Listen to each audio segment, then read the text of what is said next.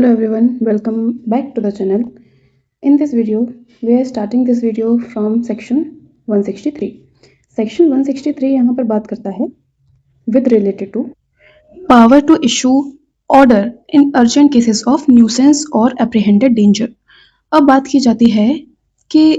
ये जो urgent cases of nuisance हैं या फिर अप्रहेंडेड डेंजर के जो अर्जेंट केसेस हैं, इन केसेस में अगर कोई ऑर्डर पास करना है जो कि अर्जेंट केस है, तो इसका मतलब ये है कि काफ़ी जल्दी, काफ़ी इमीडिएट ऑर्डर पास करना है, काफ़ी इमीडिएट हमें रेमेडी चाहिए, तो वहाँ पर पावर किसके पास होगी, उन चीज़ों को कैसे किया जाएगा, उसके बारे में है ये सेक्शन। ठीक है, सो यहाँ पर हम देख सकते हैं कि ये जो सेक्शन 163 है, ये सीआरपीसी में था सेक्शन 144, और ये जो ऑर्डर है ये अर्जेंट प्रिवेंटिव ऑर्डर्स देता है by magistrate to maintain public order and safety. So core idea क्या है 163 का, हमें ये देखना होगा। सेक्शन 163 मजिस्ट्रेट को इमीडिएट प्रिवेंटिव ऑर्डर्स पास करने की पावर देता है, जहां पर अगर कोई केस ऐसा है, कोई सिचुएशन ऐसी है, वहां पर अर्जेंट डेंजर अकर हो गया है या फिर ऐसा केस आ गया है, ऐसी सिचुएशन आ गई है कि क्विक एक्शन लेना है। ठीक है, और अगर हम रेगुलर प्रोसीजर फॉलो करेंगे तो वहां पर हमें बहुत टाइम लग जाएगा और जो भी हार्म हमें कॉज होना था वो हार्म कॉज हो जाएगा। सो यहाँ पर जो भी प्रिवेंटिव ऑर्डर्स होते हैं वो प्रिवेंटिव रहते हैं, वो उस चीज को रोकने के लिए होते हैं, टेम्परेरी होते हैं और इमरजेंसी पावर देते हैं। सो जो हमारा सबसेक्शन 1 है, क्लॉज 1 है, वो क्या कहता है, यहाँ पर ऑर्डर कौन पास कर सकता है। ठीक है, सो जब भी district magistrate, sub divisional magistrate और कोई भी एग्जीक्यूटिव मजिस्ट्रेट जिसको कि स्टेट गवर्नमेंट ने वहां पर अथोराइज किया गया हो स्पेशली इस चीज के लिए। सो कौन कौन, district magistrate, sub divisional magistrate और एनी एग्जीक्यूटिव मजिस्ट्रेट जिसको कि स्पेशली एम्पावर किया है बाय स्टेट गवर्नमेंट। सो ये मजिस्ट्रेट जब भी सेटिस्फाई हो जाते हैं कि यहाँ पर एक सफिशिएंट ग्राउंड है, कुछ सफिशिएंट ग्राउंड है कि हमें कुछ ना कुछ प्रिवेंटिव या इमीडिएट प्रिवेंटिव स्पीडी रेमेडी के लिए कोई ना कोई एक्शन लेना पड़ेगा, जरूरी हो गया है वो चीज। सो मैजिस्ट्रेट क्या करेगा, मैजिस्ट्रेट वहां पर राइटिंग में एक ऑर्डर निकालेगा और उसमें सारे के सारे मटेरियल फैक्ट लिखेगा उस केस के, और उसको सेम टू सेम वैसे ही सर्व किया जाएगा जैसे 153 में सर्व किया जाता है।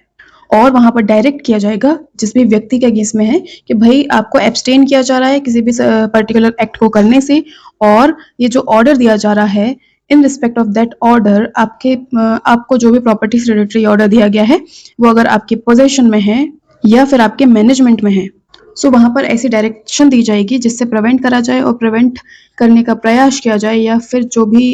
ऐसा कुछ भी अगर हो रहा है तो जो भी ऑब्स्ट्रक्शन है, अनोयंस हो रहा है, इंजरी हो रही है उस चीज से, तो उसको जिस भी प्रकार से प्रिवेंट किया जा सकता है वहां पर ऐसा कोई ऑर्डर मजिस्ट्रेट वहां पर दे सकता है उस सिचुएशन में, जो भी इमीडिएट सिचुएशन वहां पर अराइज हो गई है उस केस में।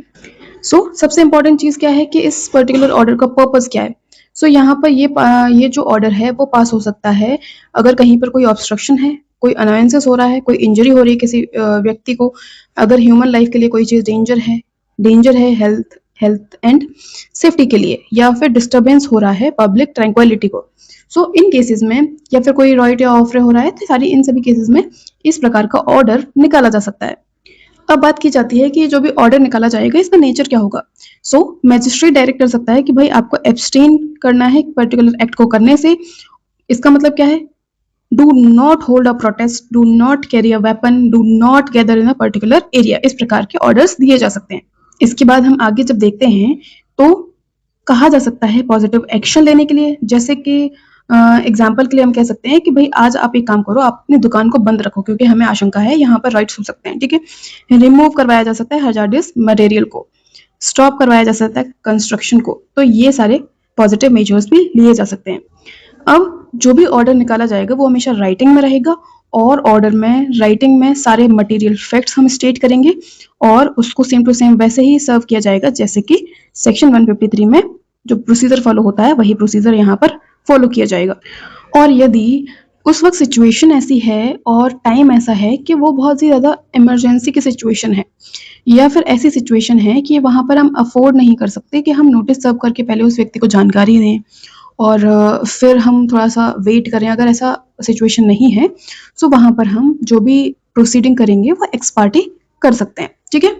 जो भी ऑर्डर होगा वो एक्स पार्टी पास किया जा सकता है। सो देखिए, जो भी अर्जेंट सिचुएशन होती हैं, जैसे कि कोई सिचुएशन आ गई जहाँ पे इमीडिएट ही हमें कुछ ना कुछ करना पड़ेगा वरना बहुत ज़्यादा देर हो जाएगी और हार्म जो भी कॉज होना था वो कॉज हो जाएगा। सो वहां पर मजिस्ट्रेट पास करता है ऑर्डर को without hearing the other party. Example के लिए हम कह सकते हैं, अगर कोई सडन कम्युनल टेंशन पैदा हो रही है तो वहां पर हमें इमीडिएट मेजर्स लेना पड़ेंगे, इमीडिएट राइट थ्रेट आ रहे हैं उसके लिए, तो इन सब सिचुएशन के लिए हम एक्स पार्टी ऑर्डर वहां पर निकाल सकते हैं। अब बात की जाती है कि ऑर्डर तो हम दे देंगे लेकिन ये डायरेक्ट किसको किया जाएगा, तो यहाँ पर ये जो ऑर्डर्स होते हैं ये अप्लाई करे जाते हैं या डायरेक्ट करे जाते हैं स्पेसिफिक इंडिविजुअल और ग्रुप ऑफ पर्संस पर, ठीक है, या फिर अगर कोई पर्टिकुलर एरिया से रिलेटेड बात है तो एंटायर पब्लिक पर भी किए जा सकते हैं। फॉर एग्जाम्पल के लिए हम अगर देखें तो सेक्शन 163 में ऑर्डर जो है वो एंटायर सिटी पर इम्पोज किया जा सकता है, प्रोहिबिट किया जा सकता है गैदरिंग करने से मोर देन 5 पीपल। सो आपने कई बार पहले सुना होगा कि भाई हमारे शहर में तो 144 लग गई है ना, ये वही 144 है। अब बात की जाती है ये जो ऑर्डर पास किया जाता है इसकी भी ड्यूरेशन होती है, इसकी भी टाइम लिमिट होती है। तो मैक्सिमम ये 2 मंथ्स के लिए पास किया जा सकता है, और अगर एक्सटेंशन करवाना है तो वो स्टेट गवर्नमेंट के थ्रू होगा, ठीक है, स्टेट गवर्नमेंट उसको एक्सटेंड कर सकती है up to 6 months in total. लेकिन सबसे इंपॉर्टेंट चीज क्या है कि कब करेगी, क्यों करेगी, तो ये पब्लिक सेफ्टी को देख करके, राइट्स को प्रिवेंट करने के लिए और डेंजर को प्रिवेंट करने के लिए, इन सभी चीजों को करने के लिए इसको वहां पर किया जा सकता है। अब इस प्रकार का अगर कोई ऑर्डर निकाला गया है तो क्या उसे मॉडिफाई किया जा सकता है या फिर उसे कैंसिल किया जा सकता है, तो यस, मैजिस्ट्रेट जो है वो उसको मॉडिफाई भी कर सकता है, कैंसिल भी कर सकता है और रिसाइन भी कर सकता है।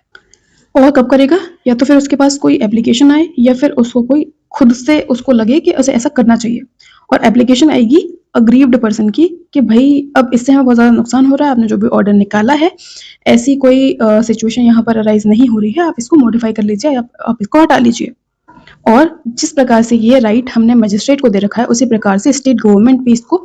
मॉडिफाई कर सकती है या फिर कैंसिल कर सकती है। अब मान लीजिए कि इस प्रकार का कोई ऑर्डर आया है और एक व्यक्ति उसको चैलेंज कर रहा है, सो उस व्यक्ति को हमेशा अपॉर्चुनिटी दी जाएगी हियर करने की, मतलब सुनने की, तो उसको सुना जाएगा, वहां पर वो अपीयर होगा पर्सनली और बाय एडवोकेट, और अगर रिजेक्ट हो जाता है उसका जो ऑब्जेक्शन है वो, तो जो भी रीजंस होंगे उनको रिकॉर्ड किया जाएगा राइटिंग में, और जो भी सिचुएशन है वो वैसी की वैसी बनी रहेगी। अब इसके लिए अगर हम एग्जाम्पल देखें,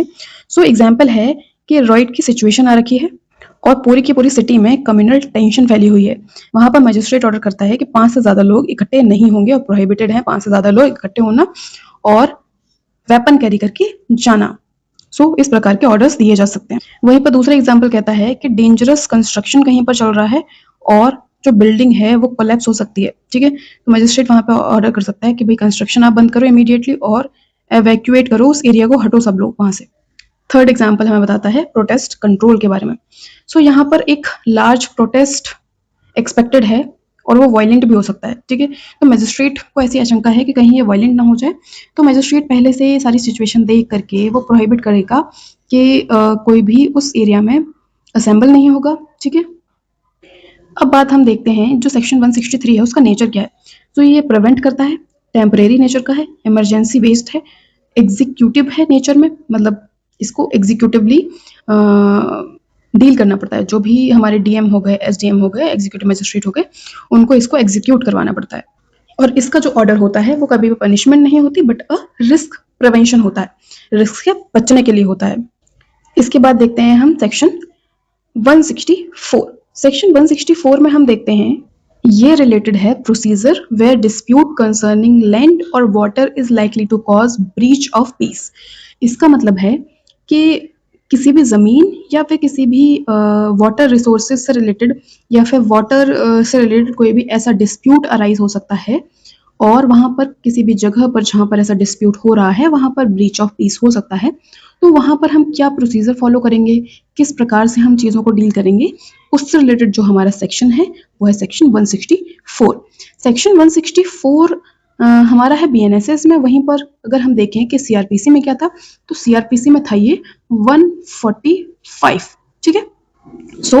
अगर लैंड या वाटर से रिलेटेड कोई डिस्प्यूट है और वहां पर फाइट हो सकती है, वायलेंस हो सकता है, ब्रीच ऑफ पीस हो सकती है, इस प्रकार की कोई भी चीज हो सकती है, तो मैजिस्ट्रेट वहां पर इंटरवीन करेगा और मेंटेन करेगा लॉ एंड ऑर्डर को, उस सिचुएशन को फ्रीज करेगा और प्रिवेंट करेगा एक्सेलेशन को, मतलब उन चीजों को बढ़ने से रोकेगा। जब भी किसी एग्जीक्यूटिव मजिस्ट्रेट सेटिस्फाई हो जाता है किसी भी ऐसी रिपोर्ट से जो कि पुलिस ऑफिसर के थ्रू उसे मिलती है या फिर कोई अदर इंफॉर्मेशन उसे मिलती है कि भाई कोई डिस्प्यूट हो सकता है और उस डिस्प्यूट की वजह से आपके एरिया में हो सकती है ब्रीच ऑफ पीस, अब एग्जीक्यूटिव मजिस्ट्रेट को तो जानकारी मिल गई, अब एग्जीक्यूटिव मजिस्ट्रेट उन चीज़ों को प्रिवेंट कैसे करेगा, और उसे ये देखना होगा कि जो जानकारी हमें मिली है वो किसी ज़मीन या फिर किसी वाटर रिलेटेड विवाद से रिलेटेड है या फिर कोई बाउंड्री से रिलेटेड विवाद से रिलेटेड है। तो यहाँ पर मोस्टली ये केसेस ऐसे होते हैं कि यहाँ पर बहुत ज़्यादा विवाद बढ़ जाता है और एग्जीक्यूटिव मजिस्ट्रेट की ड्यूटी है कि उसे अपने एरिया में शांति बनाए रखनी है। तो वहाँ पर जब भी मजिस्ट्रेट सेटिस्फाई हो जाएगा ओवर द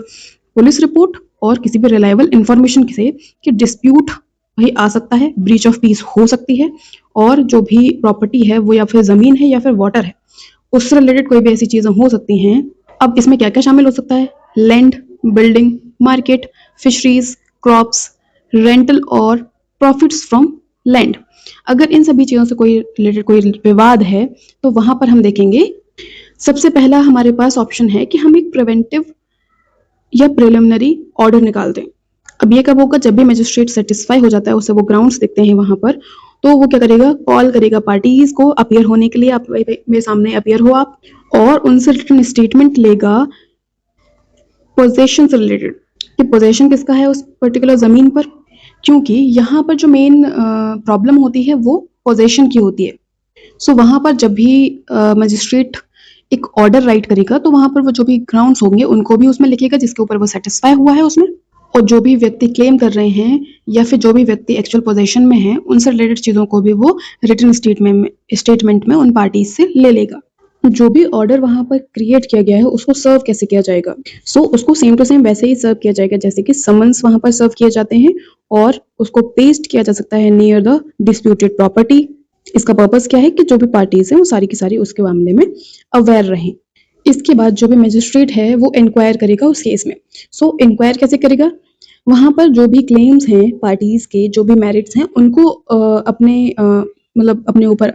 लिए बिना वो देखेगा, वो सुनेगा पार्टीज को और रिसीव करेगा उन सारे एविडेंसेस को, और अगर चाहे तो फर्दर एविडेंसेस भी ले सकता है और डिसाइड करेगा कि भाई कि कौन सी पार्टी थी जब ऑर्डर दिया गया था उसके द्वारा उस डेट पर वो पोजीशन में थी। और जब भी वो सारी चीजें करेगा तो जो भी उसने रिटर्न स्टेटमेंट लिए थे वो उनको रीड आउट करेगा, उसमें देखेगा कि भाई कौन व्यक्ति क्या कह रहा है, लेकिन उस चीज का वो अपने इंक्वायरी पर अफेक्ट नहीं पड़ने देगा। तो वहां पर वो रीड आउट करेगा, ठीक है, मतलब देखेगा कि क्या क्या स्टेटमेंट आए हैं उसके पास,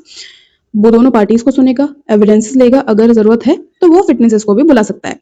यहाँ पर वो डिसाइड नहीं करेगा ओनरशिप और टाइटल, यहाँ पर केवल एक क्वेश्चन डिसाइड होगा कि कौन व्यक्ति था जो एक्चुअल पोजीशन में था उस डेट पर जब ये ऑर्डर उसने दिया। इसके बाद अगर उसके सामने ऐसे फैक्ट्स आते हैं कि किसी पार्टी को फोर्सिबली और रॉन्गफुली डिस्पोजेस करा गया है with in 2 months before the order, जब उसने ऑर्डर निकाला उसके 2 महीने पहले तक, तो मजिस्ट्रेट वहां पर उसको ट्रीट कर सकता है जैसे कि वो स्टिल इन पोजेशन है। एग्जाम्पल के लिए हम देख सकते हैं कि ए ने फोर्सिबली एविक्ट किया है बी को किसी जमीन से 10 दिन पहले इस केस के, ठीक है, तो मजिस्ट्रेट वहां पर इग्नोर करेगा ए का पोजेशन और वो ट्रीट करेगा बी को एज अ लॉफुल पोजेसर और रिस्टोर करेगा पोजेशन बी का, ठीक है। इसका पर्पस क्या है, प्रिवेंट करना लोगों को जो लॉ है उसको अपने हाथों में लेने से, और अगर आगे जाकर के ये प्रूफ हो जाए कि भाई कोई डिस्प्यूट एग्जिस्ट ही नहीं करता तो वहां पर कैंसिल कर देगा उसकी प्रोसीडिंग मजिस्ट्रेट और केस को खत्म कर देगा। लेकिन अगर फाइनल ऑर्डर पर वो पार्टी को पोजेशन में पाता है तो वो डिक्लेयर कर देगा कि जो व्यक्ति है वो एंटाइटल है पोजेशन के लिए, और प्रोहिबिट कर देगा डिस्टर्बेंस करने से किसी भी अदर पार्टी को, और मेंटेन करेगा उसके स्टेटस को। और ये जो ऑर्डर होगा ये कंटिन्यू करेगा जब तक कि सिविल कोर्ट वहां पर बाय ऑर्डर डिसाइड न कर दे कि भाई कौन व्यक्ति है जो इसके लिए ओनर है। तो यहाँ पर बेसिकली हो क्या रहा है, रेस्टोरेशन ऑफ पोजेशन, ठीक है। लेकिन अगर पार्टी की डेथ हो जाती है तो वहां पर क्या होगा, जो भी उसके लीगल प्रैक्टिशनर होंगे, लीगल रिप्रेजेंटेटिव होंगे, उनको उसके जगह पर लाया जाएगा और प्रोसीडिंग को कंटिन्यू किया जाएगा।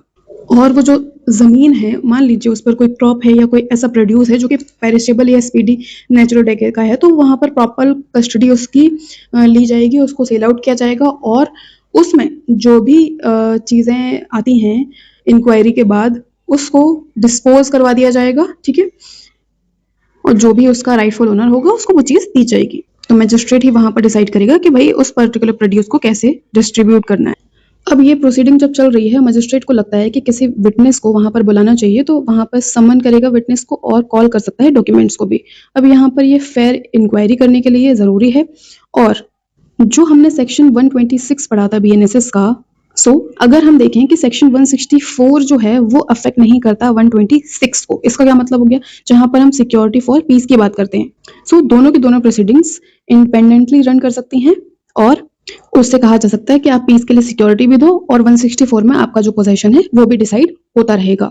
एग्जाम्पल के लिए हम देख सकते हैं कि दो भाई हैं, उनके बीच विवाद हुआ है किसी जमीन की ओनरशिप क्लेम को लेकर के, ठीक है। सिचुएशन इतना वायलेंस हो गई है, सो वहां पर मजिस्ट्रेट कॉल आउट करेगा बोथ पार्टीज को और चेक करेगा कि कौन पोजीशन में था और ऑर्डर करेगा कि भाई आप ही पोजीशन में बने रहेंगे जब तक सिविल कोर्ट डिसाइड नहीं कर देता है ओनरशिप।